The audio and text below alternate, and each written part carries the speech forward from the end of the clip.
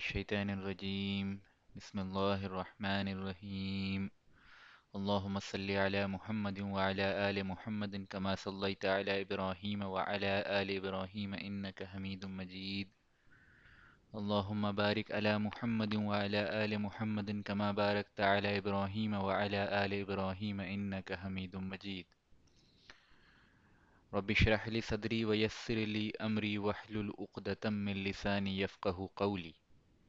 آمین یا رب العالمین۔ رسول اللہ صلی اللہ علیہ وسلم کا جو نکاح بی بی خدیجہ کے ساتھ ہوا تھا، اس پہ 2 لیکچر کمپلیٹ ہو چکے تھے، اور پھر اللہ کے رسول صلی اللہ علیہ وسلم کی جتنی اولادیں ہیں، جن کی کل تعداد 7 ہے، ان ساتوں کا شارٹ ڈسکرپشن پچھلے لیکچر میں ہو چکا تھا۔ گویا کہ رسول اللہ صلی اللہ علیہ وسلم کی اولادیں اور آپ کی پہلی زوجہ جو تھیں سیدہ خدیجہ رضی اللہ عنہا، ان کا ذکر اور ان کے ساتھ جو آپ صلی اللہ علیہ وسلم کا نکاح ہوا اس کا ذکر کچھ قدر تفصیل کے ساتھ آ چکا تھا۔ آج کا جو ہمارا درس ہے وہ ان چند لوگوں کے تعلق سے ہے جو عرب میں اسلام کی آمد سے پہلے اللہ کے رسول صلی اللہ علیہ وسلم کی نبوت کی شروعات سے پہلے بھی ابراہیم علیہ السلام کے دین پہ قائم تھے، یا یوں کہہ لیجئے کہ چونکہ عرب میں بالعموم شرک اور کفر بہت زیادہ کامن ہو چکا تھا، یہاں تک کہ اللہ کے رسول صلی اللہ علیہ وسلم کا جو خاندان تھا وہ بھی اس سے محفوظ نہیں تھا۔ ہر اعتبار سے شریف ہونے کے باوجود اور باعزت ہونے کے باوجود اس خاندان کے اندر بھی شرک اور کفر بالکل کامن ہو چکا تھا۔ بدعات اور خرافات جو عرب کے اندر رائج تھیں، قریش کے اندر رائج تھیں، وہ رسول اللہ صلی اللہ علیہ وسلم کے خاندان میں بھی آ چکی تھی۔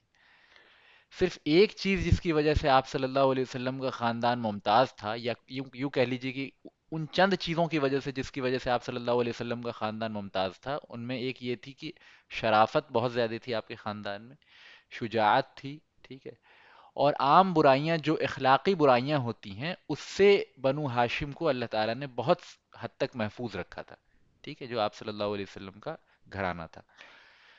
لیکن عام طور پہ جو شرک اور کفر جو ہے وہ آپ کی پیدائش اور آپ کے نبوت سے سرفراز ہونے کے وقت تک بہت ہی کامن ہو چکا تھا عرب میں، اس پہ بہت تفصیلی بات ہو چکی ہے۔ اس کے باوجود چند ایسے لوگ گزرے ہیں اسلام کے اور نبوت کی شروعات سے پہلے جو کہ اپنے تئیں پوری تگودو کر کے، ریسرچ کر کے، تحقیق کر کے ابراہیم علیہ السلام کے دین کے کا جو، یعنی یوں سمجھ لیجیے کہ سینٹرل تھیم تھا وہ توحید، اس پہ قائم تھے، اور بھی ابراہیم علیہ السلام کی جو تعلیمات تھیں، اخلاقی تعلیمات تھیں، ان کو اپنے حد تک زندہ رکھنے کی پوری کوشش کیے ہوئے تھے۔ تو ایسے لوگ جو شرک اور کفر سے پلٹ کے، شرک اور کفر سے اپنے آپ کو موڑ کے پھیر کے ابراہیم علیہ السلام کی ملت پہ جمے رہنے کے لیے کوشاں تھے ہمیشہ، اور اس کے لیے تگودو کرتے تھے، ایسے لوگوں کو حنیف کہا جاتا تھا، ٹھیک ہے، اور حنیف کی جمع ہوتی ہے حنفاء، ٹھیک ہے، جیسے عالم کی جمع علماء ہوتی ہے نا، اسی طرح حنیف کی جمع حنفاء، ٹھیک ہے۔ تو حنیف کہتے ہیں سیدھے راہ، سیدھی ملت کی پیروی کرنے والا، باقی تمام ملتوں سے، باقی تمام کفریہ اور شرکیہ عقائد سے منہ موڑ کے سیدھے ابراہیم علیہ السلام کی ملت جو ملت توحید ہے، اللہ کی وحدانیت پہ جس کی بنیاد ہے، جس کی بنیاد شرک کی مخالفت پہ ہے، اور دیگر اخلاقی تعلیمات جو ابراہیم علیہ السلام کی تھیں، اس کو زندہ رکھنے کی کوشش اور اس پہ عمل کرنے کی حتی الممکن کوشش، حتی الامکان کوشش کرنے والے لوگوں کو حنفاء کہا جاتا تھا، ٹھیک ہے، جو آپ کے سامنے ہیڈنگ اپیئر ہو رہی ہے۔ ایسے لوگوں کو یہ بھی کہا جا سکتا ہے کہ پیپل آن اسلام بیفور اسلام، یعنی اسلام کی آمد سے پہلے بھی جو لوگ اسلام پہ قائم تھے ان کو حنفاء کہا جاتا ہے۔ ظاہر ہے اس اسلام کی شکل بعین ویسی نہیں تھی جیسی آپ صلی اللہ علیہ وسلم وحی کے ذریعے اور شریعت کے ذریعے جو ہے وہ دنیا کے اندر جس نظام کو قائم کریں گے، بالکل ویسی ان کی یعنی یوں سمجھ لیجیے کہ نظام زندگی ویسی نہیں تھی، لیکن ہاں ان کے عقائد وہی تھے، ان کے عقیدے، ان کے بلیفز وہی تھے جو آپ صلی اللہ علیہ وسلم جس کو پروپگیٹ کرنے والے ہیں فیوچر میں، ہے نا، جب نبوت آپ کو مل جائے گی۔ اور ابراہیم علیہ السلام کے بھی جو بلیفز تھے، اور جو ابراہیم علیہ السلام کے شریعت کے بنیادی جزو تھا، اس کو ہی یہ لوگ اپنے تئیں عمل کرنے کی کوشش میں لگے رہتے تھے، ایسے لوگوں کو حنیف کہا جاتا تھا، یا ان کے کلیکشن کو حنفا کہا جاتا تھا، ٹھیک ہے؟ تو کئی لوگ عرب کے اندر تھے جو حنیف تھے، اور ابراہیم علیہ السلام کی تعلیمات پہ بچے کچے عمل کرنے کی کوشش کرتے تھے، لیکن ان میں 5 مشہور ترین جو حنیف تھے ان کا ذکر میں آج آپ کے سامنے کروں گا۔ وہ آپ کے سامنے اسکرین پہ ان کا نام اپیئر ہو رہا ہے ڈفرینٹ کلرز میں۔ پہلا سب سے مشہور ترین حنیف جو تھے رسول اللہ صلی اللہ علیہ وسلم کی نبوت سے پہلے، وہ تھے ورقہ ابن نوفل۔ ورقہ ابن نوفل بھی پڑھا ہے بعض لوگوں نے اس کو، اور ورقہ ابن نوفل بھی پڑھا ہے، ٹھیک ہے؟ دوسرے ہیں مشہور ترین جو حنیف تھے، وہ زید ابن عمرو ہیں، ٹھیک ہے؟ تیسرے ہیں قس ابن سعیدہ، قس ابن سعیدہ۔ چوتھے ہیں عبید اللہ ابن جہش، اور پانچویں ہیں عثمان ابن الحویرث۔ اب یہ 5 ہیں، ظاہر ہے کہ یہ پانچوں نام ان کو تو یاد ہونے چاہیے جو سیرت کو ایڈوانسڈ اسٹڈی کے پوائنٹ آف ویو سے پڑھ رہے ہیں، جنہوں نے آلریڈی سیرت جو ہے 2 3 بار پڑھ رکھی ہے، لیکن اب وہ مزید تحقیقی موڈ میں سیرت کو پڑھنا چاہتے ہیں، ان کو یہ پانچوں نام اچھے طریقے سے یاد ہونے چاہیے۔ لیکن جو لوگ پہلی بار سیرت کے دروس اٹینڈ کر رہے ہیں، یا جنہوں نے سیرت کی کوئی باضابطہ کتاب اچھے طریقے سے نہیں پڑھی ہے، ان کے لیے جو سب سے مشہور ترین نام ہے وہ یہ 2 نام ہیں جو ان کو یاد رکھنے ضروری ہیں، ایک زید ابن عمر اور ایک ورقہ ابن نوفل، ٹھیک ہے؟ زید ابن عمر اور ورقہ ابن نوفل، یہ 2 سب سے زیادہ امپورٹنٹ نام ہیں، اور ان دونوں میں بھی زیادہ امپورٹنٹ جو نام ہے وہ ورقہ ابن نوفل کا ہے، جن کا ذکر آگے بھی آئے گا۔ رسول اللہ صلی اللہ علیہ وسلم پہ جب پہلی وحی اترے گی، پہلی ریویلیشن جو آپ کے اوپر ہوگی، اس کے کانٹیکسٹ میں بھی ورقہ ابن نوفل کا ذکر آئے گا۔ تو اگر آپ تمام لوگوں کے نام ان پانچوں میں بھول جائیں، تو ورقہ ابن نوفل جو پہلا نام آپ کے سامنے ریڈ میں اپیئر ہو رہا ہے اسکرین پہ، ان کا نام آپ کو یاد رکھنا ہے۔ بالکل اگر آپ ایلیمنٹری سیرت کے اسٹوڈنٹ ہیں تو ان کا نام تب بھی آپ کو یاد رکھنا پڑے گا۔ ویسے میں سجیسٹ کروں گا کہ کم سے کم یہ 2 نام آپ ضرور یاد رکھیں، ایک ورقہ ابن نوفل کا، دوسرا زید ابن عمر کا۔ باقی تینوں نام اگر آپ بھول بھی جاتے ہیں تو سیرت کی اسٹڈی میں اس سے کوئی افیکٹ نہیں پڑے گا، یاد رکھ لیتے ہیں بہت اچھی بات ہے، ٹھیک ہے؟ تو ان پانچوں کے بارے میں آج ہم تھوڑی سی اسٹڈی کریں گے، ان کے عقائد کیا تھے، اور اس سے عرب کی سوسائٹی کے بارے میں کچھ ایک جو چھپا ہوا پہلو ہے۔ ابھی تک تو ہم نے شرک اور کفر اور جو برائیاں ان کے سماج میں عام تھی، رائج تھی، ان کا تو ذکر کر دیا، لیکن ایک پہلو اچھائی کا بھی ان کے سوسائٹی کے اندر تھا، اور کس طرح ابراہیم علیہ السلام کی تعلیمات کے بچے کھچے جزو جو ہیں ان کی سوسائٹی میں بچے ہوئے تھے۔ یعنی کوئی شخص یہ نہیں کہہ سکتا کہ ہمیں بالکل بھی آئیڈیا نہیں تھا ابراہیم علیہ السلام کی تعلیمات کا، کیونکہ ابراہیم علیہ السلام کی تعلیمات پہ یہ لوگ عمل بھی کرتے تھے اور اس کی تبلیغ بھی کرتے تھے، اگرچہ یہ اتنے افیکٹو نہیں تھے، یہ نبی تو نہیں تھے، یہ عام انسان تھے، تو ان کی دعوت و تبلیغ اس طرح افیکٹو نہیں ہو سکتی جیسے ایک نبی کی اور رسول کی ہو سکتی ہے، ٹھیک ہے؟ تو ابھی تک میں سمجھتا ہوں بات سمجھ میں آ رہی ہوں گے۔ سب سے پہلے ہم ورقہ ابن نوفل کے بارے میں پڑھنے جا رہے ہیں۔ ورقہ ابن نوفل کون ہے؟ پہلے ان کے بارے میں یہ سمجھ لیجئے کہ سیدہ خدیجہ کے جو دادا ہیں، وہ ورقہ ابن نوفل کے دادا تھے، جن کا نام اسد تھا۔ اسد نام اگر آپ کو فیملی ٹری یاد ہو سیدہ خدیجہ کی، جو ہم نے سیدہ خدیجہ کی بارے میں جب اسٹڈی کری تھی تو ان کا فیملی ٹری آپ کے سامنے شو کیا تھا، اس میں بی بی خدیجہ کے جو دادا تھے ان کا نام اسد تھا، اور بڑے بہادر اور مشہور انسان تھے عرب کے اندر۔ تو یہ ورقہ ابن نوفل ان کے پوتے تھے، ٹھیک ہے؟ اور سیدہ خدیجہ کے پھوپھی زاد بھائی تھے، سیدہ خدیجہ کے پھوپھی زاد بھائی تھے، یاد رکھیے گا۔ اس اعتبار سے حضور کے سالہ بھی ہوئے یہ، ہاں، اگرچہ عمر میں بہت بڑے تھے۔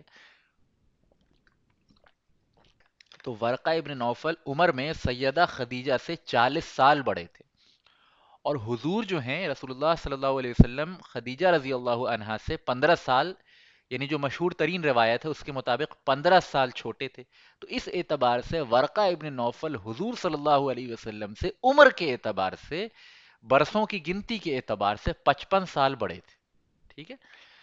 تو اور یہ حضور کے ایک رشتے سے سالے بھی ہوئے، ٹھیک ہے؟ سیدہ خدیجہ کے پھوپھی زاد بھائی تھے۔ تو حضور سے عمر میں کافی بڑے تھے، تو جب نبوت کا زمانہ آیا تو یہ کافی بوڑھے ہو چکے تھے اور اندھے بھی ہو گئے تھے بڑھاپے کی وجہ سے، ٹھیک ہے؟ اور بہت کمزور ہو چکے تھے، اور حضور کی نبوت کے ہی 1 سال بعد ان کا انتقال ہو گیا تھا۔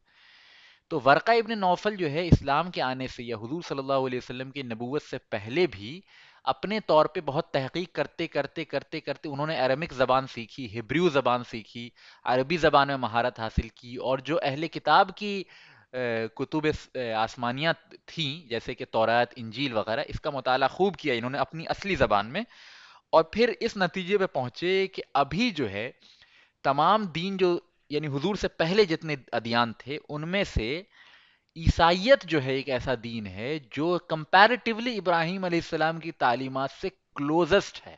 ٹھیک، اور بالکل صحیح بات بھی تھی، کیونکہ اس زمانے میں جب تک حضور پہ وحی کا سلسلہ شروع نہیں ہوا تھا تو عیسائیت بھی ڈسٹارٹیڈ ہو چکی تھی کافی، یعنی جو عیسیٰ علیہ السلام کی تعلیمات تھی وہ بھی ڈسٹارٹیڈ ہو چکی تھی عیسائیت یا کرسچینٹی میں، لیکن پھر بھی ایلیمنٹس جو ہیں توحید کے زندہ تھے کچھ حد تک. ٹھیک ہے، ان کی کتابیں جو ہیں کچھ حد تک محفوظ تھیں. ٹھیک ہے، تو اس اعتبار سے ورقہ ابن نوفل نے اپنی تحقیق کر کر کے اس مقام پہ پہنچے کہ کرسچینٹی جو ہے اس زمانے میں وہ کلوزر ٹو دا دین آف ابراہیم ہے، کلوزر ٹو ٹروتھ ہے. سو انہوں نے کرسچینٹی کو قبول کر لیا تھا. ٹھیک ہے، اور یہ کافی ماہر اور عالم قسم کے انسان تھے، انہوں نے بہت ساری زبانوں پہ مہارت حاصل کی. ان زبانوں میں ایک مشہور زبان جو ہے وہ ہبریو ہے، جو اسرائیل میں بولی جاتی ہے. ایک ایرامک زبان ہے جو عیسیٰ علیہ السلام کی اوریجنل زبان تھی، جو کہ ہبریو سے ملتی جلتی ہے. اور عربی تو ظاہر ہے کہ یہ عربی نسل تھے تو عربی میں ماہر تھے ہی. اور انہوں نے بائبل اور جو پرانی کتابیں ہیں، آسمانی کتابیں، توریت ہو گئیں اور اس سے ریلیٹڈ اس کی جو تفاسیر ہیں، توریت کی تفاسیر اور پھر یہ انجیل کی تفاسیر، اس کو بہت اچھے سے پڑھ رکھا تھا. تو ایک خاص بات ان کے بارے میں یہ ہے کہ آگے ان کا ذکر اور بھی آئے گا اور اس وقت ہم زیادہ تفصیل سے ان کے بارے میں بات کریں گے. لیکن جب حضور صلی اللہ علیہ وسلم پہ پہلی بار وحی کا نزول ہوتا ہے اور جبرائیل امین جو ہے آپ پہ پہلی بار جو ہے اقرا باسم ربک الذی خلق جو آیت اتری ہے، تو اس کے بعد حضور جب واپس پلٹ کے اپنی بیوی کے پاس، اپنی زوجہ سیدہ خدیجہ رضی اللہ عنہا کے پاس آتے ہیں اور یہ سارا واقعہ بیان کرتے ہیں جو کہ آگے میں تفصیل سے آپ کے سامنے رکھوں گا. تو سیدہ خدیجہ کے علم میں سب سے زیادہ صاحب سمجھ اور دینی امور میں، اور یہ جو وحی ہے، کتاب ہے، آسمانی حقائق ہیں، ان معاملے میں بی بی خدیجہ کے نزدیک سب سے بڑے عالم جو اس وقت زندہ تھے وہ ورقہ ابن نوفل ہی تھے، ان کے پھوپھیزاد بھائی، اور خوب تحقیق کرتے تھے اور کافی زبانوں کے ماہر تھے. تو حضور کو جو ہے ورقہ ابن نوفل کے پاس ہی لے کے گئی تھیں سیدہ خدیجہ. آپ آگے واقعے میں پڑھیں گے اور بہت سے لوگ آپ میں جانتے بھی ہوں گے. اور ورقہ ابن نوفل کے بارے میں ایک چیز عام ذہن میں نہیں آتی ہے اور عام طور پہ لوگوں کو نہیں معلوم ہوتی کہ سب سے پہلا شخص جو ہے، پہلا مرد، the first male convert to Islam is Waraqah ابن نوفل. عام طور پہ ہمارے یہاں کہا جاتا ہے کہ سیدنا ابو بکر صدیق رضی اللہ عنہ جو ہیں سب سے پہلے شخص ہیں مردوں میں جنہوں نے اسلام قبول کیا، لیکن یہ بات یعنی غیر صحیح ہے. ورقہ ابن نوفل نے سب سے پہلے اسلام قبول کیا تھا. یہ انہوں نے اس وقت اسلام قبول کیا تھا جب حضور بھی اپنی وحی کی کیفیت کو صحیح طریقے سے نہیں سمجھ پائے تھے. جب آپ پہ پہلی بار وحی اتری تھی تو حضور جو ہے اس کیفیت کو اس طریقے سے کما حق سمجھ نہیں پائے تھے. تو ورقہ ابن نوفل نے وہ جو گتھی سالو کی تھی حضور کے لیے، وہ آگے میں واقعہ بیان کروں گا. تو he was the first person to accept Muhammad صلی اللہ علیہ وسلم as the prophet of Allah. ٹھیک ہے، تو ابو بکر صدیق بعد میں اسلام قبول کرتے ہیں، اور یا ہمارے یہاں یہ کہا جاتا ہے عام طور پہ، اور بات کچھ حد تک صحیح بھی ہے، کہ مردوں میں سب سے پہلے ابو بکر صدیق، بچوں میں سب سے پہلے حضرت علی، اور غلاموں میں سب سے پہلے جو ہے وہ حضرت زید بن حارثہ، اور عورتوں میں سب سے پہلے سیدہ خدیجہ رضی اللہ عنہا اسلام قبول کی ہیں. اور یہ ایک حد تک بات درست ہے، لیکن کمپلیٹلی ٹرو نہیں ہے. مردوں میں سب سے پہلے جو اسلام قبول کیا ہے وہ ورقہ ابن نوفل نے کیا تھا. اور چونکہ اس وقت حضور نے پروکلیم نہیں کیا تھا پروفیٹ ہوڈ، کیونکہ حضور خود ہی اس بات کو صحیح طریقے سے نہیں سمجھ پائے تھے، یا یہ ورڈ صحیح نہیں ہے، مطلب یوں سمجھ لیجئے کہ اس واقعے کی تاثیر حضور کے ذہن پہ اس طرح ہوئی تھی کہ حضور ابھی پروکلیمیشن کے موڈ میں نہیں آئے تھے، ہے نا، دعوت و تبلیغ کے موڈ میں نہیں آئے تھے. ٹھیک ہے، یہ بات سمجھنے کے لیے ورقہ ابن نوفل کے پاس گئے تھے، اور ورقہ ابن نوفل نے شہادت دی تھی کہ آپ پہ وہی ناموس، وہی فرشتہ وہی لے کے آ رہا ہے جو موسیٰ علیہ السلام کے اوپر لے کے آ رہا تھا، اور اسی رب کی طرف سے آپ پہ وہی اتر رہی ہے جس کے ذریعے موسیٰ علیہ السلام پہ وہی اتری، جس کے جانب سے. تو سب سے پہلے جو حضور کی پروفیٹ ہوڈ کو ایکسپٹ کرنے والا شخص جو تھا وہ ورقہ ابن نوفل ہی تھے. تو he was the first male convert to be converted into Islam. لیکن چونکہ ان کی زندگی زیادہ طویل نہیں رہی، ایک سال بعد ان کا انتقال ہو گیا، اور دعوت و تبلیغ کا جب اصل دور آیا تو سب سے پہلے مردوں میں ابو بکر صدیق رضی اللہ عنہ نے اسلام قبول کر لیا. تو پھر ان کا نام جو ہے ہمارے یہاں سب سے پہلے بتایا جاتا ہے. تو یہ بھی بات آپ کو معلوم ہونی چاہیے کہ نبوت کے ایک سال بعد ہی ورقہ ابن نوفل کا انتقال ہو گیا تھا. ان کے بارے میں مزید تفصیل جو ہے انشاءاللہ ہم نیکسٹ لیکچر میں آپ کے سامنے بیان کر دیں گے. ٹھیک ہے، ابھی تک میں سمجھتا ہوں کوئی بات ایسی نہیں ہوئی ہوگی جو ایشو کریٹ کرے. ساری باتیں سمجھ میں آ رہی ہے آپ لوگوں کو؟ چلیے،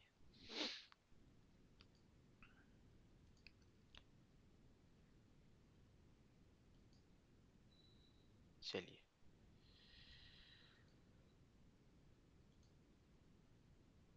تو دوسرے جو حنیف ہیں، دوسرے مشہور حنفاء میں سے دوسرا نمبر جن کا ہے وہ ہے زید ابن عمر. ان کا نام آپ کے سامنے آ رہا ہے. ورقہ ابن نوفل کو ہم نے سمجھ لیا، ان کے بارے میں مزید تفصیلات آگے بھی آئیں گی. زید ابن عمر کے بارے میں اب ہم جانتے ہیں. زید ابن عمر بھی عربی ہی تھے، یعنی عرب کے قریش کے ہی اس میں سے تھے.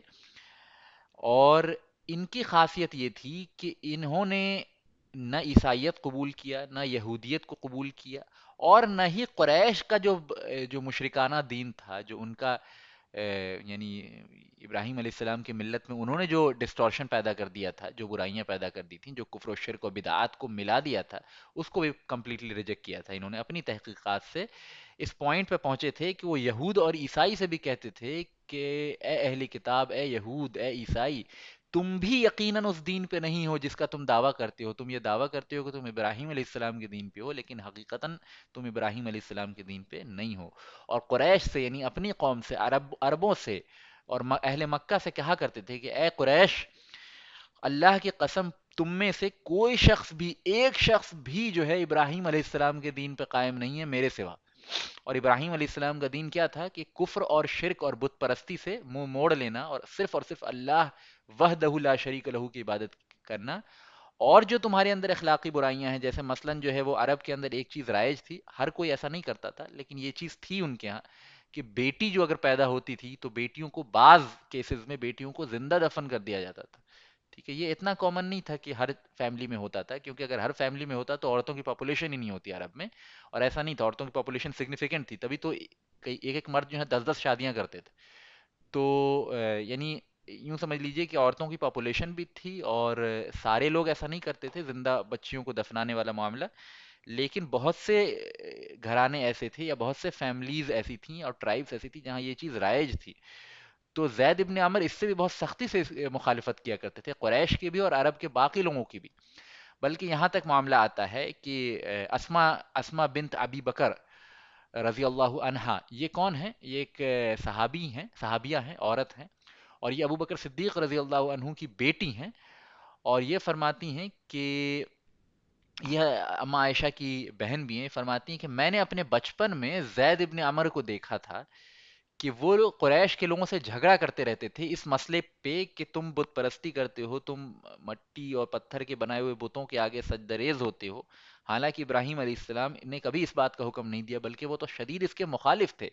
اور کوئی شخص قرآن اگر تھوڑا بھی پڑھتا ہو اور تھوڑا بھی اس نے ترجمے اور تفاسیر کے ساتھ پڑھا ہو قرآن، تو وہ جانتا ہے کہ ابراہیم علیہ السلام کی خاصی نسبت ہے شرک کی مخالفت میں. اور انہی کی نسل سے لوگ، انہی کی فیملی کے لوگ، انہی کی اتباع کرنے کا دعویٰ کرنے والے لوگ اگر شرک اور بت پرستی کا مرکز بن جائیں، اڈا بن جائیں، سب سے بڑے علم بردار بن جائیں، تو یہ تو بہت افسوس کی بات ہے اور بہت ہی آئرنی ہے یہ. تو اس پہ زید ابن عمر بڑا ریبیوک کیا کرتے تھے قریش کو، کہا کرتے تھے کہ تم بت پرستی کرتے ہو اور یعنی اپنے بتوں کے لیے جو ہے جانوروں کو قربان کرتے ہو، اور جو ہے بچیوں کو زندہ دفن کر دیتے ہو. یہ ساری چیزیں جو ہے وہ سراسر جو ہے بہت بڑا گناہ ہے، اللہ کی بڑی نافرمانی ہے.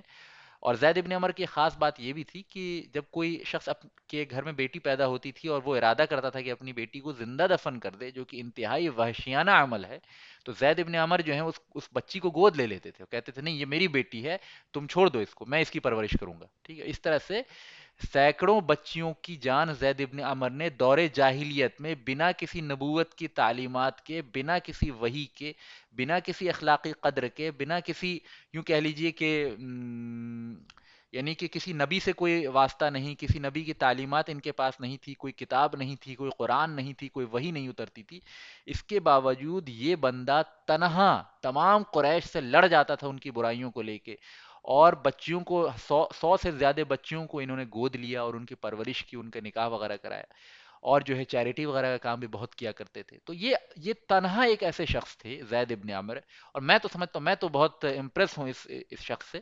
اور پرسنلی میں بہت یعنی بڑی تعظیم کرتا ہوں ان کی، کہ یہ جس ماحول کے اندر تھے، یہ جیسے ورقہ ابن نوفل، اور ان میں بنیادی فرق میں آپ کو بتا دوں، ورقہ ابن نوفل واز اے ریسرچ اسکالر. تو ورقہ ابن نوفل اپنی ہی تعلیم و تربیت اور تحقیق میں لگے رہتے تھے، اسی میں جو ہے وہ گم ہیں عبادت وغیرہ میں، اور جو اپنے طور پہ وہ تحقیق کرتے.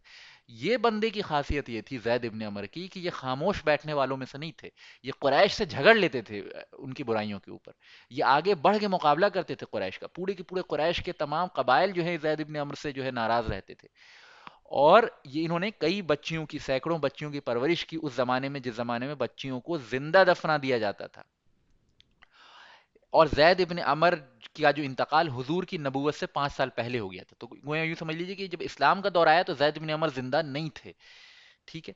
حضور نے اپنی جوانی میں، جب حضور یعنی کہ وہ تقریباً ٹین ایجر تھے، 15-16 سال حضور کی عمر رہی ہوگی، اور زید ابن عمر بوڑھے ہو چکے تھے، تو حضور کی ملاقات بھی زید ابن عمر سے ہوئی تھی. تو حضور کے اندر فطری طور پہ بت پرستی اور ان سب چیزوں سے جو ہے وہ نفرت تو تھی ہی. آپ ان چیزوں کو برا جانتے تھے اور آپ ان چیزوں سے بچتے تھے، لیکن حضور ٹین ایجر تھے. تو حضور کی اس زمانے میں کوئی تبلیغ اور دعوت کا کام نہیں کرتے تھے. وہ اپنے طور پہ برائیوں سے بچتے تھے، لیکن کوئی جس کو کہہ سکتے ہیں کہ ایکٹیو کیمپین اگینسٹ پالیتھیزم یا اگینسٹ آئیڈل ورشپ، ایسا کچھ نہیں تھا حضور کو اس زمانے میں. ٹھیک ہے. تو زید ابن عمر کو جب ایکٹیولی ان سب چیزوں کی مخالفت کرتے حضور دیکھتے تھے، تو ایک نیچرل کشش جو ہے حضور کو محسوس ہوتی تھی زید ابن عمر سے. تو ایک دفعہ ملاقات کی انہوں نے، رسول اللہ صلی اللہ علیہ وسلم جب ٹین ایجر تھے تو انہوں نے زید ابن عمر سے ملاقات کی کہ قریش آپ سے کیوں ناراض ہوتے ہیں. تو زید ابن عمر نے کہا تھا کیونکہ میں جو ہوں بت پرستی نہیں کرتا، بنیادی وجہ یہ ہے کہ قریش مجھ سے نفرت کرتے ہیں، تمام جو ہے اہل مکہ مجھ سے نفرت کرتے ہیں. تو حضور نے ایک جو ہے فطری طور پہ زید ابن عمر کو لے کے ایک انہرنٹ ریسپیکٹ ہوتی ہے حضور کے دل میں پیدا ہو گئی تھی. حالانکہ زید ابن عمر کے ساتھ معاملہ یہ ہوا کہ اسلام کا دور انہوں نے نہیں پایا. حضور کی نبوت کے اعلان سے 5 سال پہلے ہی ان کا انتقال ہو گیا. تو اب معاملہ، سوال یہ پیدا ہوتا ہے کہ زید ابن عمر کے ساتھ آخرت میں کیا معاملہ ہوگا. ٹھیک ہے. تو اس بات کو سمجھنے کے لیے پہلے یہ سمجھ لیجیے کہ زید ابن عمر کے ایک بیٹے تھے جن کا نام تھا سعید. جن کا نام تھا سعید، پورا نام ہوگا سعید ابن زید. سعید ابن زید. تو سعید ابن زید جو تھے، یہ انہوں نے حضور کا دور پایا، اور حضور کے ہاتھ پہ ایمان بھی لے آئے، اور ایمان لانے کے بعد بہت ہی معزز صحابی بھی بنے حضور کے. اور یعنی بیٹے جو تھے زید ابن عمر کے، سعید ابن زید. اور صرف صحابی ہی نہیں بنے بلکہ ان صحاباؤں میں سے ہیں، ان صحابہ میں سے یہ ہیں سعید ابن زید جو زید ابن عمر کے بیٹے، جن کو حضور نے اپنی زندگی میں اپنی زبان سے ممبر پہ سے خطبہ دیتے ہوئے جنت کی بشارت دی. جن کو ہم عشرہ مبشرہ کہتے ہیں، ان 10 صحابہ کو جن کو حضور نے بیک وقت، ایک وقت میں جو ہے جنت کی بشارت دی تھی. ان میں ابو بکر صدیق بھی ہیں، عثمان رضی اللہ عنہ بھی ہیں، عمر بن خطاب بھی ہیں، علی رضی اللہ عنہ بھی ہیں. ٹھیک ہے. سعد ابن وقاص بھی ہیں، اور یہ سعید ابن زید بھی ہیں جو کہ زید ابن عمر کے بیٹے تھے. تو یہ عشرہ مبشرہ صحابہ میں سے ہیں جن کو دنیا کے اندر جو ہے 10 ایسے صحابہ جن کو حضور نے زبانی خطبے کے دوران جو ہے جنت کی بشارت دی ہے. سعید ابن زید، سعید ابن زید. اور یہ کون ہیں؟ زید ابن عمر کے بیٹے ہیں. تو یہ سعید ابن زید نے حضور کے زمانے میں، جب نبوت آ چکی ہے، جب اسلام آ چکا ہے، جب مدینے کے اندر اسلام پھیل چکا ہے، تب جو ہے سعید ابن زید نے پوچھا اپنے والد کے بارے میں کہ اے اللہ کے رسول صلی اللہ علیہ وسلم، آپ کو زید ابن عمر یاد ہوں گے. زید ابن عمر جو ہیں وہ توحید پہ تھے، شرک سے بچتے تھے، اور جو ہے ان کے اندر یہ نیکیاں تھیں. تو یہ بتائیے قیامت کے دن میرے والد کے ساتھ کیا معاملہ ہوگا، میرے ابا کے ساتھ کیا معاملہ ہوگا. تو اللہ کے رسول صلی اللہ علیہ وسلم نے فرمایا کہ قیامت کے دن زید ابن عمر پوری کی پوری امت کی حیثیت سے تنہا اٹھیں گے. یعنی تنہا شخص وہ زید ابن عمر جو ہیں پوری امت کی حیثیت رکھتے ہیں. یہ بہت بڑی فضیلت ہے، اور اللہ کے رسول صلی اللہ علیہ وسلم نے واضح الفاظ میں، حالانکہ زید ابن عمر نے حضور کی نبوت کا زمانہ نہیں پایا، لیکن اس زمانے میں بھی، یعنی جو حضور کی نبوت کے زمانے سے پہلے جو زمانہ تھا، اس زمانے میں بھی انہوں نے تمام قوم کی مخالفت سہی، توحید پہ جمے رہے. اور ان کے پاس تو کوئی وحی بھی نہیں تھی، کوئی کتاب بھی نہیں تھی، کوئی نبی کا پیغام بھی نہیں تھا، لیکن اپنے طور پہ انہوں نے تحقیق کر کر کے جو ہے وہ نہ صرف یہ کہ عمل کیا، بلکہ قریش کو ان کے عملوں پہ ریبیوک بھی کیا، اور بھی بہت ساری اخلاقی خوبیاں جو ہے زید ابن عمر کے اندر تھی. تو اللہ کے رسول صلی اللہ علیہ وسلم نے سعید ابن زید کو فرمایا کہ تمہارے والد یعنی زید ابن عمر جو ہیں وہ قیامت کے دن تنہا پوری امت کے طرح اٹھائے جائیں گے، جیسے امت محمدیہ اٹھائی جائے گی، جیسے امت ابراہیمی اٹھائی جائے گی، جیسے امت عیسیٰ اٹھائی جائے گی، ہے نا، جیسے امت موسیٰ اٹھائی جائے گی. اس طرح ہر نبی کی امتیں ہوتی ہیں. تو زید ابن عمر نبی نہ ہونے کے باوجود اور کسی نبی کو ڈائریکٹلی فالو نہ کرنے کے باوجود تنہا پوری کی پوری امت کے طور پہ اٹھائے جائیں گے. یہ بہت بڑی فضیلت ہے، اور اس وجہ سے میں کہتا ہوں کہ بہت ہی انسپائرنگ شخصیت ہیں یہ. اور اسلام کے آنے سے پہلے جتنی شخصیات گزری ہیں ان میں سب سے زیادہ نان پروفیٹک شخصیات جتنی گزری ہیں اس میں سب سے زیادہ انسپائرنگ شخصیت جو ہے وہ زید ابن عمرو کی ہے. تو میں سمجھتا ہوں یہ بات سمجھ میں آ گئی ہوگی. اور اللہ تعالیٰ نے ان کے بیٹے کو دیکھی کتنی بڑی فضیلت دی کہ وہ عشرہ مبشرہ میں سے ہیں، اور ان کے والد یعنی زید ابن عمر کو، جو کہ حضور کے زمانہ نہ بھی پایا تو بھی حضور نے جنت کی بشارت جو ہے ان کے بارے میں سنا دی. ایک اور حدیث جو ہے اسراء و معراج کے موقع پہ اللہ کے رسول صلی اللہ علیہ وسلم نے فرمایا کہ میں جب جنت کی سیر پر گیا تو میں نے دیکھا کہ زید ابن عمرو کو اللہ تعالیٰ نے دو جنتوں کا مالک بنایا ہے. جیسے کسی بھی مومن کو ایک جنت کا مالک بناتا ہے نا، یعنی ایک پوری کی پوری ایک دنیا ہے، ایک پورا کا پورا باغیچہ ہے، پورا کا پورا یعنی ایک جنت کا پورا درجہ ہے، تو اس کی ملکیت عطا ہوتی ہے. اللہ کے رسول صلی اللہ علیہ وسلم نے فرمایا کہ زید ابن عمر کو اللہ نے دو جنتوں کا بادشاہ بنایا، دو جنتوں کی ملکیت جو ہے وہ عطا کی. تو اس سے بھی ان کا درجہ اور ان کا مقام جو ہے سمجھ میں آتا ہے. تو یہ زید ابن عمر تھے، بہت ہی یوں کہہ لیجئے کہ کیرزمیٹک شخصیت، بہت ہی انسپائرنگ شخصیت، اور کتنا ان کا مرتبہ و مقام ہے اور کتنی ان کی زبردست اور بلند شخصیت ہے، یہ میں نے کچھ حد تک آپ کے سامنے رکھنے کی کوشش کی. تیسرے شخص جو تیسرے حنیف جو ہیں جن کا ذکر میں آپ کے سامنے کرنے جا رہا ہوں وہ قس ابن سعیدہ ہے. قس ابن سعیدہ، ابھی تک جو باتیں ہوئی ہیں وہ میں سمجھتا ہوں کہ انشاءاللہ سمجھ میں آ گئی ہوں گی. واز زید ابن عمر فرام قریش، جی جی زید ابن عمر قریش سے ہی تھے. چلیے اب آگے چلتے ہیں. تیسرے جو یعنی کہ حنیف تھے ان کا نام ہے قس ابن سعیدہ. اب یہ دو آپ نے پڑھ لیے سمجھ لیے، ورقہ ابن نوفل اور زید ابن عمر، یہ دو موسٹ امپورٹنٹ ہیں. لیکن جو لوگ تھوڑا یعنی سیرت جنہوں نے دو تین بار پڑھ رکھی ہے تو ان کے لیے یہ نام بھی امپورٹنٹ ہے جو آگے آ رہے ہیں. قس ابن سعیدہ، قس ابن سعیدہ جو ہیں یہ بھی بہت بوڑھے انسان تھے، اور حضور کی نبوت کے زمانے سے پہلے پہلے ہی ان کا انتقال ہو گیا تھا. تو یہ قبیلہ بنو ایاد سے ان کا تعلق تھا. بنو ایاد نام رکھیں، یاد رکھیں قبیلے کا، بنو ایاد قبیلے سے تعلق تھا. یہ قریشی نہیں تھے، یہ دوسرے علاقوں سے آتے تھے. اور جب اسلام کا دور نہیں بھی آیا تھا تو بھی مکہ یہ حج کرنے آتے تھے، اور مکہ آ کے بت پرستی اور پولیتھیزم کے مرکز میں آ کے بت پرستی اور آئیڈل ورشپ کے خلاف جو ہے وہ وہاں تبلیغ کرتے تھے، اور لوگوں کو سمجھاتے تھے کہ بھائی یہ جو تم بت پرستی کر رہے ہو، یہ کفر و شرک کر رہے ہو، یہ ابراہیم علیہ السلام کی ملت میں سے نہیں ہے. ابو عبد المطلب اور ابو طالب حنفا میں سے تھے کیا؟ نہیں، بالکل حنفا میں سے نہیں تھے. تو آگے چلتے ہیں. ہاں، قس ابن سعیدہ سے بھی حضور کی ملاقات تب ہوئی تھی جب حضور 20 سال کے آس پاس تھے، اور قس ابن سعیدہ جو ہے 80 90 سال کے آس پاس تھے. تو بہت بوڑھے ہو چکے تھے. یہ ایکٹیولی جو ہے لوگوں کو پوئٹری کے ذریعے جو ہے سمجھانے کی کوشش کرتے تھے، جو کہ عرب میں پوئٹری ایک بہت امپورٹنٹ میڈیم تھا. اور عرب کے جو کلچرل فیسٹ کے اوپر ہم نے ایک لیکچر دیا تھا، 7واں یا 8ویں نمبر کا لیکچر ہوگا، وہ آپ چاہیں تو یوٹیوب پر ریوائز کر سکتے ہیں. اس میں میں نے بتایا تھا کہ لٹریری اعتبار سے عرب کتنے مضبوط تھے.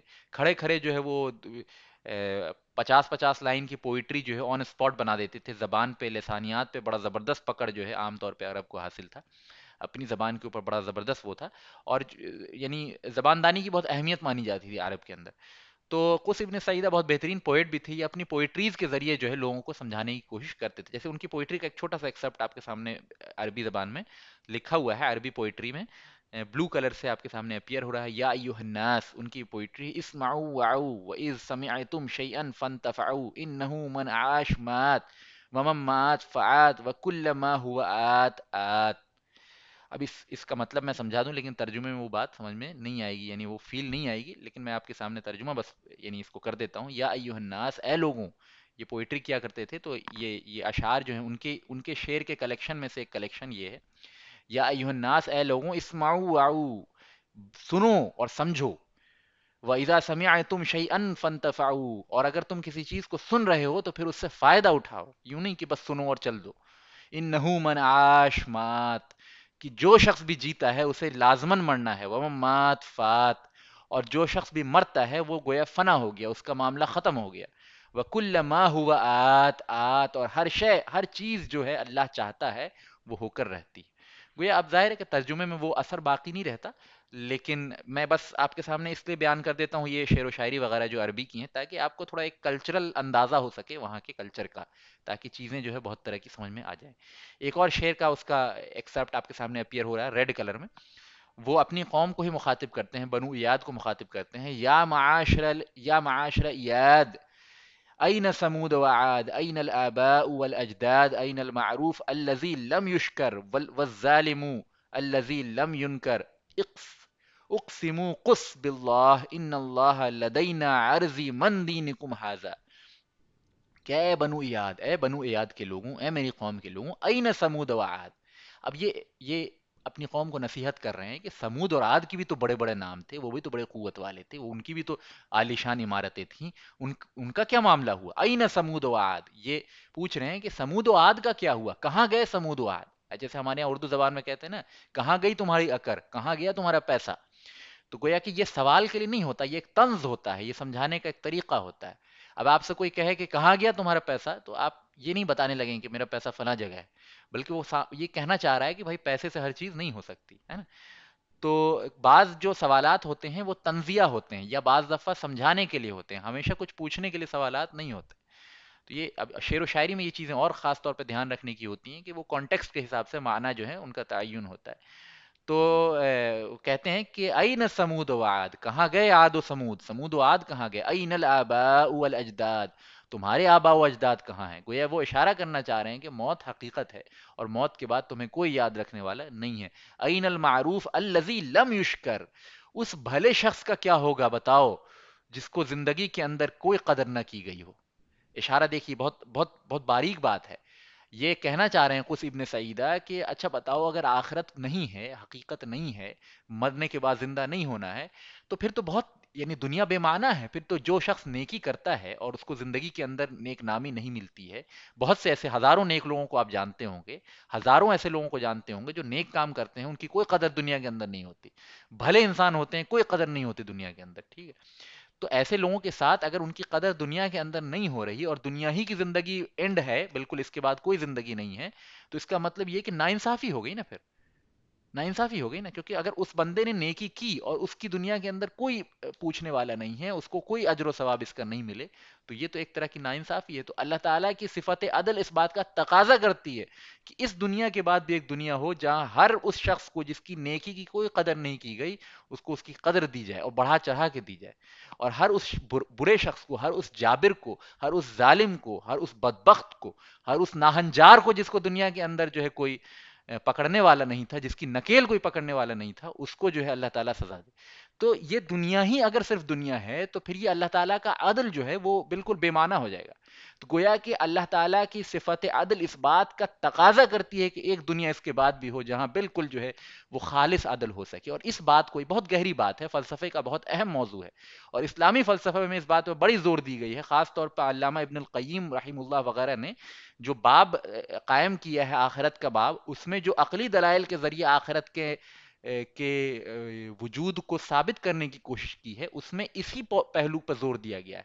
لیکن یہ تو بعد کے علماء ہیں، یہ قس ابن سعیدہ تو نہ نبوت سے واقف ہیں، نہ رسالت سے واقف ہیں، نہ ان کو جو ہے وہ اللہ کا کوئی پیغام ملا ہے، لیکن اس کے باوجود اتنی سمجھداری کی بات کر رہے ہیں کہ این المعروف الذی لم یشکر، اس بھلے شخص کا کیا ہوگا جس کو دنیا کے اندر کوئی قدر نہ کی گئی، والظالم الذی لم ینکر، اور اس ظالم کا کیا ہوگا جس پہ کوئی نکیر نہ کسی گئی، جسے پکڑنے والا کوئی نہ ہو۔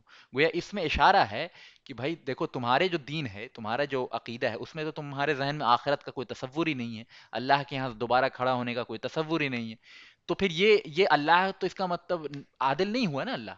تو وہ سمجھانا چاہ رہے ہیں کہ بھائی ایسے اس دنیا کے اندر اس طرح گھل مل کے جو ہے اس طرح کھو نہ جاؤ کہ پھر یہ جو اللہ کے سامنے دوبارہ تمہیں کھڑا ہونا ہے اس کو بھول ہی جاؤ۔ اقسمو قس باللہ، قس قسم کھاتا ہے اللہ کی، اپنے بارے میں کہہ رہے ہیں، قس جو ہے وہ قسم کھاتا ہے اللہ کی، ان اللہ لدینا عرضی من دینکم ھذا، کہ بے شک اللہ اس زمین پہ تمہارے دین کے علاوہ بھی کوئی دین جو ہے جو رکھا ہے، جو تمہارے دین کے علاوہ ہے، جس کے ذریعے اللہ تک پہنچا جا سکتا ہے۔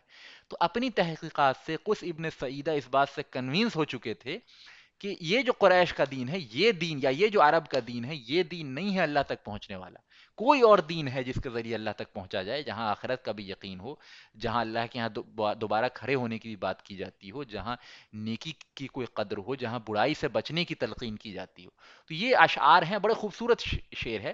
اور یہ شعر ہم تک کیسے پہنچا کہ بعد میں جب بنو ایاد کے لوگوں نے حضور کی نبوت کے زمانے میں اسلام قبول کر لیا، تو حضور نے جو ہے ان سے سوال کیا کہ تمہارے درمیان ایک شخص تھا قس ابن سعیدہ، جو بڑا بہترین شعر پڑھا کرتا تھا، اس کے اشعار مجھے یاد دلاؤ. تو پھر جو ہے بنو ایاد کے وہ صحابی جنہوں نے اسلام قبول کر لیا تھا، انہوں نے قس ابن سعیدہ کے اشعار جو ہیں حضور کو پڑھ کے سنائے، اور پھر دوسرے صحابہ نے یہ چیزیں روایت کی، اور کتب احادیث میں یہ اشعار جو ہے وہ نقل کیے گئے. تو یہ سارے بات جو ہے وہ یہ اس یعنی بنو قس ابن سعیدہ کے بھی انتقال کے 40 سال بعد کی. لیکن ہمیں 40 سال بعد جو ہے وہ یہ بات ریکارڈ ہوئی، لیکن یہ اپنی زندگی میں ہی یہ ساری باتیں جو ہے وہ کہہ کے گئے تھے. بڑے بہترین شاعر تھے، بہت مؤثر ان کا کلام ہے، اور بہت انٹرسٹنگ ہے. میں مطلب اور بھی اشعار ان کے دیکھ رہا تھا عربی میں، بڑے خوبصورت ہے. لیکن اب چونکہ موقع نہیں ہے اور آپ کے لیے ریلیونٹ بھی نہیں ہے، اور عربی کی تھوڑی واقفیت ہو تو زیادہ مزہ آتا ہے، ورنہ پھر یہ ترجمے میں وہ بات نہیں رہ جاتی ہے. تو بہرحال یہ قس ابن سعیدہ ہیں، بڑے یعنی تیسرے نمبر کے سب سے مشہور حنیف جو ہیں، ان کا ذکر بھی میں نے آپ کے سامنے کر دیا. ابھی تک جو ہے معاملہ میں سمجھتا ہوں کلیئر ہو رہا ہے سب کچھ.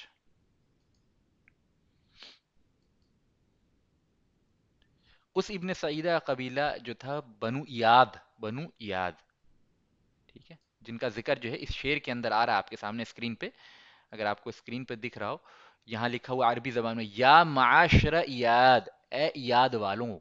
ٹھیک ہے، معاشر کہتے ہیں مطلب معاشرے کو بھی کہا جاتا ہے. اب یعنی رف ٹرانسلیشن اس کا کہا جائے گا کہ اے ایاد کے لوگوں، اے بنو ایاد. ٹھیک ہے، تو یہ ایاد جو ہے وہ قبیلہ تھا ان کا. چلیے اب چوتھے حنیف کے طرف ہم چلتے ہیں، عبید اللہ ابن جہش. یہ ایسے شخص ہیں جو میں سمجھتا ہوں کہ ہی از دی موسٹ کہہ لیجیے کہ بدقسمت حنیف. بدقسمت اس طرح سے کہ یہ بندے مکہ کے اور عرب کے بت پرستی اور شرک اور کفر سے بچتے رہے، اور ان ساری چیزوں سے خود کو بچاتے رہے، اور پھر آخری میں انہوں نے کرسچینٹی قبول کر لی تھی نبوت سے پہلے. تو بہرحال Christianity was better than polytheism at that time. So Christianity انہوں نے عیسائیت قبول کر لی تھی، اور اسلام جب آیا تو انہوں نے اسلام بھی قبول کر لیا، اور حبیبہ سے نکاح کر لی. حبیبہ بڑی مشہور صحابیات ہیں، اور اسلام پہ تھے، اور پھر ہجرت حبشہ بھی کی. یعنی ابیسینیا جب مسلمان ہجرت کر کے گئے پہلی بار، جن کا ذکر آگے آئے گا، تو وہاں بھی ہجرت کر کے گئے. لیکن وہاں معاملہ یہ ہوا کہ وہاں کے عیسائی ماحول سے دوبارہ متاثر ہو گئے، مرتد ہو گئے، اور ان کی موت جو ہے دوبارہ اسلام کے آنے کے بعد، اسلام لانے کے باوجود ان کی موت جو ہے کفر پہ ہوئی. یعنی ریورٹ ہو گئے واپس سے کرسچینٹی کی طرف. اب جب حضور کا میسج ان تک پہنچ گیا، حضور کی باتیں پہنچ گئی، حضور کا پیغام پہنچ گیا، اب Christianity was not a valid choice.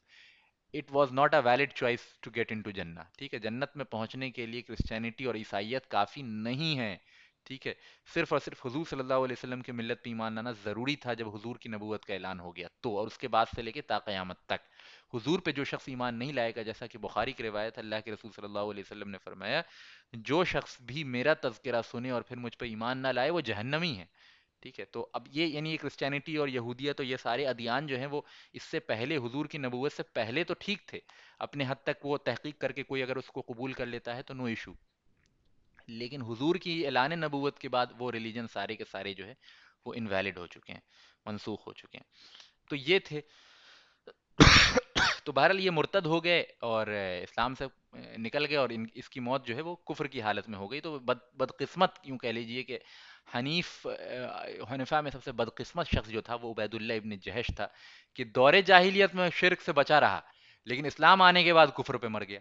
تو اللہ تعالیٰ جس کو ہدایت دینا چاہتا ہے پھر اسی کو ہدایت ملتی ہے. اور آپ دوسری طرف دیکھیں کہ حضرت عمر پوری زندگی جو ہے بتوں کی عبادت کرتے رہے، اور کفر و شرک کرتے رہے، زنا اور شراب خوری میں انوالو رہے، اور پھر اسلام قبول کیا. اور پھر یہ کہ اسلام کے اتنے بڑے علم بردار بنے کہ اللہ کے رسول صلی اللہ علیہ وسلم نے یہاں تک فرمایا کہ میرے بعد اگر کوئی نبی ہوتا تو عمر ہوتے. تو اس سے پتہ چلتا ہے کہ اللہ تعالیٰ ہدایت دینا چاہتا ہے تو بدترین گمراہوں کو بھی ہدایت دے دیتا ہے، اور پھر ان کو جو ہے ہدایت کا امام بنا دیتا ہے.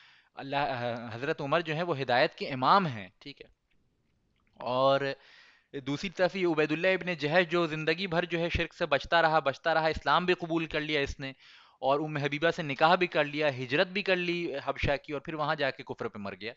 تو یہ بڑی بدقسمتی کی بات ہے. بہرحال کفر پہ جب مر گیا تو ام حبیبہ سے نکاح اس کا ٹوٹ گیا.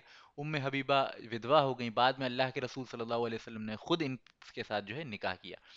تو آپ دیکھیں کہ شوہر اور وائف کی قسمت دیکھیں کہ ایک طرف شوہر کی موت جو ہے، شوہر جو ہے شرک سے بچتا رہا زندگی بھر، موت کفر پہ ہوئی. ٹھیک ہے، ام حبیبہ شرک کرتی رہیں، اسلام قبول کی، اور پھر جو ہے شوہر کے ساتھ سپریشن ہوا اور دنیا کے سب سے افضل ترین انسان کی زوجیت میں چلی گئیں. تو کہاں ام حبیبہ ہم سب کی مائیں ہو گئیں، ٹھیک، ہم سب کی ماں ہو گئیں، ازواج متحرات میں ہو گئیں، حضور کے ساتھ جو ہے انشاءاللہ جنت میں ہوں گی. اور کہاں یہ ان کا شوہر جو ہے عبید اللہ ابن جہش جو ہے وہ اپنے زمانے میں ہدایت پہ تھا اور بعد میں پھر گمراہ ہو کے مرتد ہو کے اس کا انتقال ہوا اور جو ہے ہمیشہ کی جہنم اس کا مقدر بن گئی. اللہ تعالیٰ اس قسم کی باتوں سے محفوظ رکھے. تو اصل چیز جو ہے ہدایت اللہ تعالیٰ کے ہاتھ میں ہے. انسان کو کبھی بھی 100% کانفیڈنٹ نہیں ہونا چاہیے کہ میں جو ہوں بالکل صحیح ہوں اور میں ہمیشہ صحیح رہوں گا. ٹھیک ہے، یہ کانفیڈنس جو ہے نہیں ہونا چاہیے. ہمیشہ اللہ تعالیٰ کے سامنے جو ہے انسان کو مشکور ہونا چاہیے کہ اللہ تعالیٰ تیرا شکر ہے تو نے مجھے ہدایت دی، آگے بھی اللہ تعالیٰ مجھے ہدایت پہ قائم رکھ لے. اللہ تعالیٰ میں اپنی قوت سے، اپنی طاقت سے، اپنی مرضی سے ہمیشہ ہدایت پہ قائم نہیں رہ سکتا. تو یہ عبید اللہ ابن جہش کی سٹوری میں ایک لیسن مل جاتا ہے. پانچویں اور آخری نام جو ہے وہ عثمان ابن الحویرث کا ہے. He is the least famous of all five حنیف، اور انہوں نے جو ہے وہ حضور کی نبوت سے پہلے کرسچینٹی قبول کر لی تھی، اور پہلے ہی حضور کی نبوت کے اعلان کے بہت پہلے ہی یہ مکہ چھوڑ کے، عرب چھوڑ کے جو ہے روم میں جا کے رہنے لگے تھے. ان کا آخرت میں کیا معاملہ ہوگا اللہ ہی بہتر جانے. امید ہے کہ اگر توحید پہ قائم رہے ہوں گے حضور کی نبوت سے پہلے تو انشاءاللہ امید ہے کہ آخرت میں بخشے جائیں، لیکن شور ہو کے ہم نہیں کہہ سکتے کچھ بھی. لیکن زید ابن عمر اور ورقہ ابن نوفل کے بارے میں جو ہے ان کی جنت کی بشارت واضح طور پہ احادیث سے ثابت ہے، لہٰذا ہم ان کو جنتی مانتے ہیں. عبید اللہ ابن جہش کا جہنمی ہونا واضح طور پہ احادیث سے ثابت ہے کیونکہ وہ مرتد ہو گیا تھا، تو یہ ہم بالکل کھل کے کہہ سکتے ہیں. عثمان ابن الحویرث کے بارے میں زیادہ ڈیٹیل مجھے نہیں ملی، میں کتابوں کو تحقیق کیا اور میں نے ضروری بھی نہیں سمجھا کیونکہ لیس ریلیونٹ ہیں. تو میں نے ان کے ایشو کو بس اتنا یوں سمجھ لیجئے کہ انہوں نے کرسچینٹی قبول کر لی تھی حضور کی نبوت سے پہلے، اور روم میں جا کے، اٹلی میں جا کے رہنے لگے تھے. تو اور حضور کی پیدائش سے پہلے ہی یہ عرب چھوڑ کے جا چکے تھے، تو ان سے حضور کی کوئی ملاقات نہیں ہوئی، ان تک حضور کی نبوت کا کوئی پیغام نہیں پہنچا. تو ان کا معاملہ جو ہے آخرت میں اللہ کے اوپر ہے. تو انشاءاللہ تعالی آج حنفا جتنے ہیں ان کا تذکرہ ہم نے آپ کے سامنے کر دیا ہے. تمام جو لوگ اسلام کے آنے سے پہلے، بہت سے لوگ تھے جو ابراہیم علیہ السلام کی ملت پہ قائم تھے، لیکن ان میں سے جو مشہور ترین تھے اور جن کا ذکر زیادہ کتب احادیث اور سیرتی کتابوں میں آتا ہے وہ میں نے آپ کے سامنے واضح کر دیا. میں امید کرتا ہوں کہ جو باتیں آج کہی گئی ہیں وہ کلیئر ہو گئی ہوں گی. آواز میری سب کو ان کلیئر آ رہی ہے یا کسی کچھ بھائیوں کو آ رہی ہے ان کلیئر؟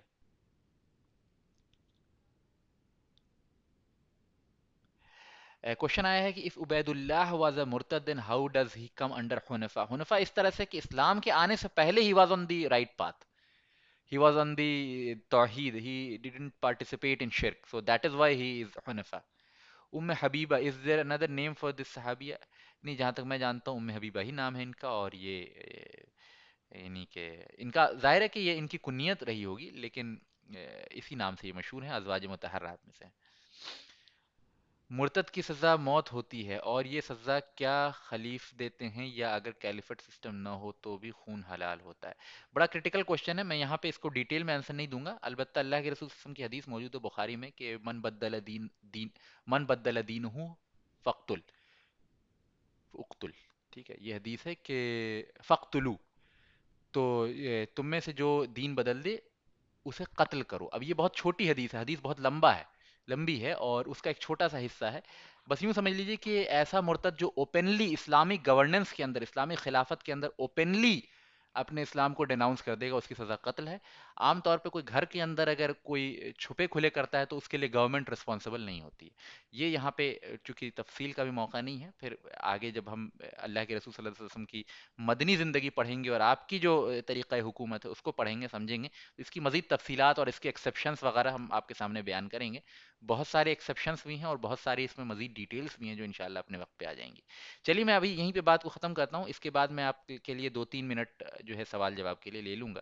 اللہ تعالیٰ سے دعا ہے کہ جو ہے وہ اس مجلس کو شرف قبولیت بخشے اور نیکسٹ ٹائم بھی آپ لوگ اسی پہ کنیکٹ ہو جائیں. وآخر الدعوانا وان الحمد للہ رب العالمین.